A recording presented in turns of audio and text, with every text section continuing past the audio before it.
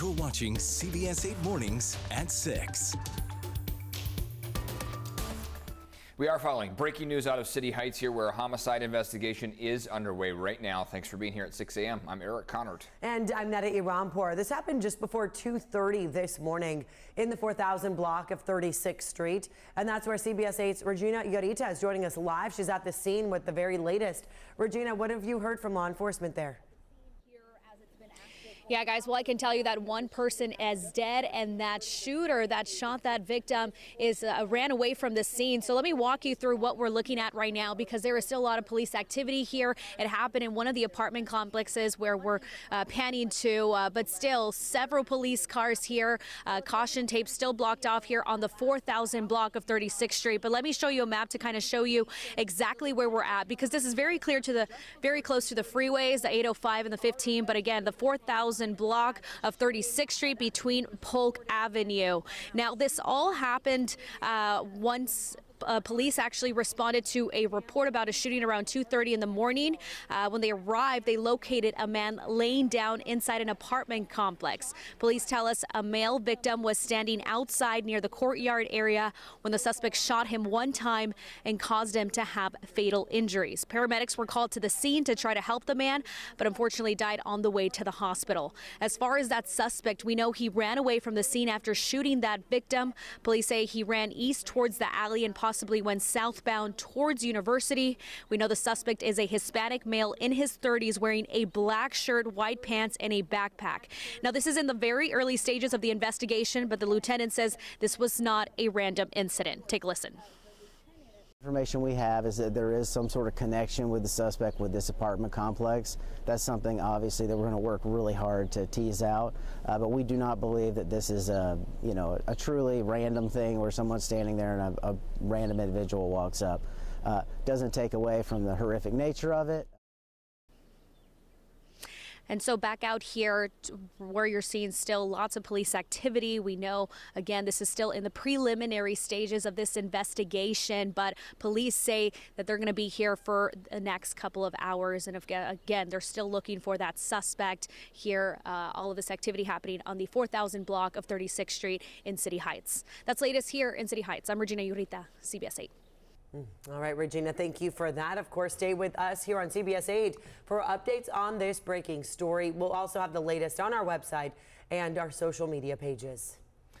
All right, let's take a peek outside at 6:03 here. A little bit cooler out there. That marine layer sticking around here for what, midweek? All the way through the rest of the week. Okay. Thursday, Friday, chance for that marine layer to give us some showers as well. So today there is an opportunity there for some showers in the mix, but we have a better chance for at least partial clearing by the afternoon. 64 along the coast and 67 inland. Mountains and deserts are also cooling down. So we're all starting to see some slightly cooler temperatures, but out the door right now, pretty mild overall thanks to the cloud cover out there. 56 in Encinitas, 55 in Poway, and 53 in Ramona to kick off the morning. Coming up, we'll talk about that chance for rain in the forecast. Back to you. This morning, the man who police believe sexually assaulted a 5-year-old girl in Linda Vista while she slept is in custody. Police say 22-year-old Alejandro Confessor, who you see on your screen here, broke into the home on Wellington Street last Thursday. Police say he went back to that same house on Sunday. Officers later found him drinking a beer about a mile away from the scene. We've learned Confessor lives in a Linda Vista rental on Fulton Street. He's most recently been a restaurant cook and has no criminal record. Police say the family does not recognize him. Many neighbors we spoke with say they're relieved to hear he's been arrested. My heart goes out to the family, but it really makes me feel good. It makes me feel safer. Now, police say they caught Confessor because he returned to the house and was then captured on a security camera. A psychiatrist tells us why perpetrators returned to the scene of the crime. Perpetrators that do this, they have an obsession and they have this tension that builds in them, and the compulsion is that they have to go back to the victim. In fact, 30 to 50% of pedophiles will go reoffend again. So they can't get this piece out of them, and it's just a very, very dangerous piece. Now, Confessor will be in court tomorrow.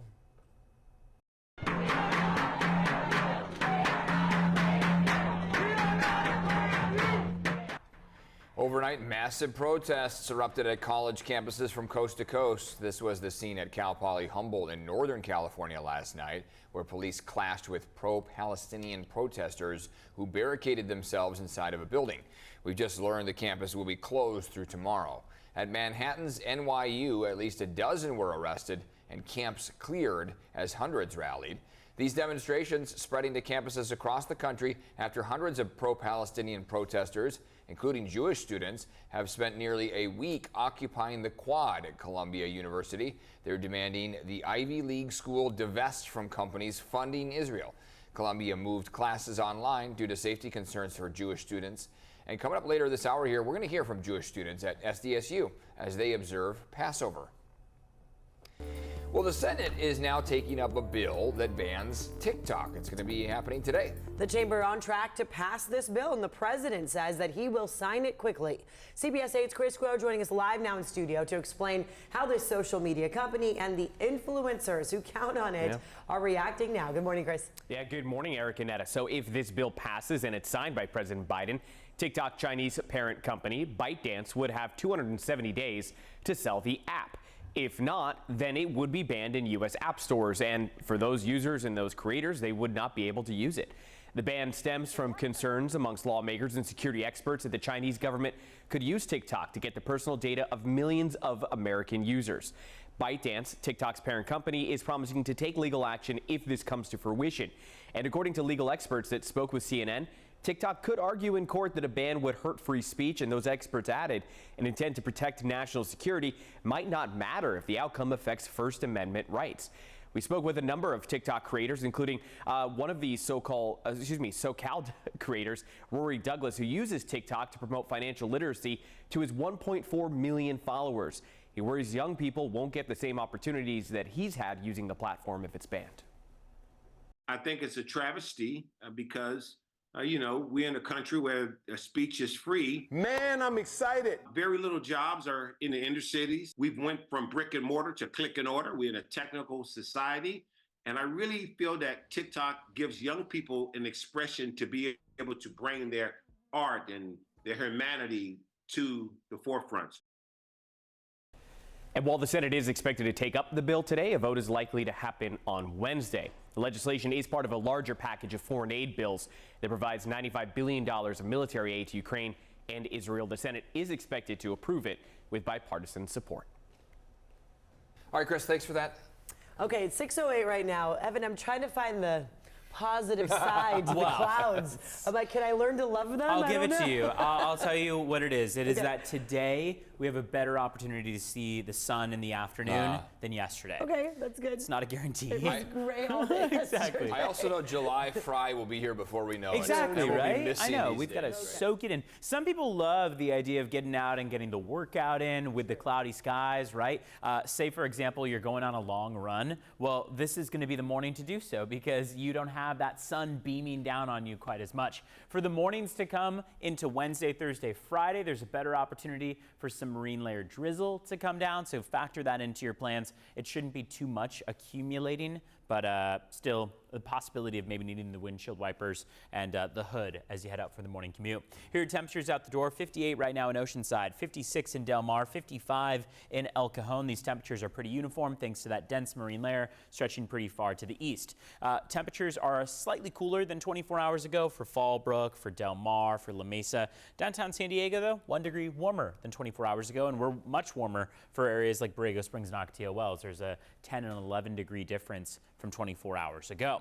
When we look at the fog that we have out there, that's also a plus side, one of the more positive notes, and that's that these clouds are not quite as low down to the ground. So they're a little bit higher up. Sure, still overcast out there, but not necessarily reduced visibility. Ramona is one of the exclusive spots seeing some limited visibility at 3 miles. Rain chances stay pretty low, but again, climb up to about 24%, and that is symptomatic of not necessarily a major storm coming through, but that light rain, that drizzle that we could see. So when we look at your 5-day forecast, we have cooler temperatures on hand, whether you're along the coast or inland. Finally, some changes. Another plus side that we have here, changes that arrive by the weekend. Saturday, Sunday, temperatures start to climb again, and that will continue into early next week. Let's check in on traffic. Drive times out the door are pretty smooth on the 163 northbound and the 8 westbound. Coronado Bridge from downtown to Coronado, you're at a 3-minute commute. Not bad, 41 miles per hour across the bridge. Looking at border wait times as you head out this morning, 110 minutes for the San Ysidro Port of Entry, so nearly 2 hours.